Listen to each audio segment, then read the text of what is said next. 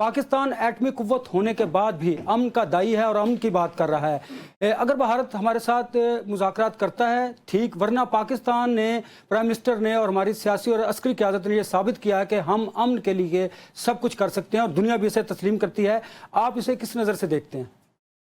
देखें, prime minister Pakistan ने बड़ी क्लियर बात की है कि हम इंडिया से मुज़ाकरात भी चाहते हैं, हम पीसफुल मुल्क हैं, हम अमन की बात करते हैं, लेकिन हमारे अमन की कोशिश को हमारी कमजोरी मत समझें। ये पाकिस्तान का भी, ये प्राइम मिनिस्टर ने भी यही बात की है और field marshal chief army staff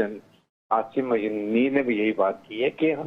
हमारे अमन की कोशिश को आप किसी हालत में भी हमारी कमजोरी बना।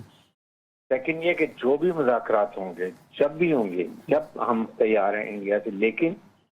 कश्मीर का जो पॉइंट है वो सबसे ऊपर एजेंडे में होगा, क्योंकि अभी दुनिया को पता चल गया, जो पाकिस्तान हमेशा ये कहता था Kashmir is a nuclear flash point, और अब दुनिया ने भी रियलाइज कर लिया, इवन ट्रम्प एडमिनिस्ट्रेशन ने रियलाइज कर लिया कि वाकई दो न्यूक्लियर मुल्कों के दरमियान में जो लड़ाई हुई है ये बड़ी खतरनाक होती है, उसको नहीं होना चाहिए, और बेसिक इशू कश्मीर है। इसलिए अब ट्रम्प ने भी कहा कि मैं सालस के लिए तैयार हूँ।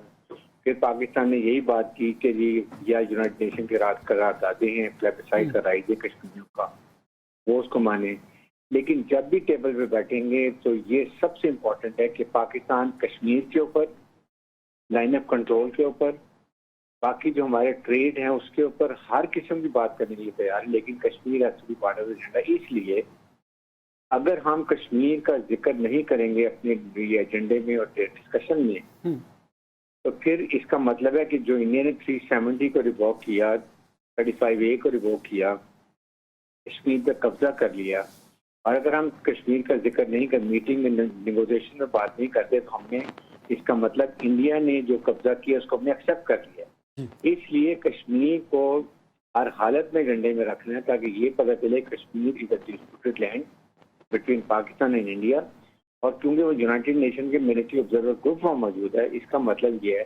कि यूनाइटेड नेशन का भी ये डिस्प्यूटेड एरिया है, और इसको यूनाइटेड नेशन करारदादों के मुताबिक, जो कि राइट ऑफ सेल्फ डिटर्मिनेशन,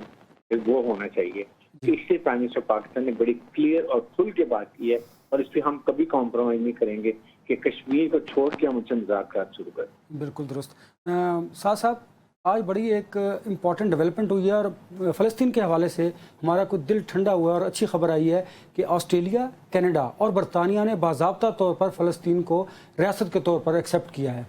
तो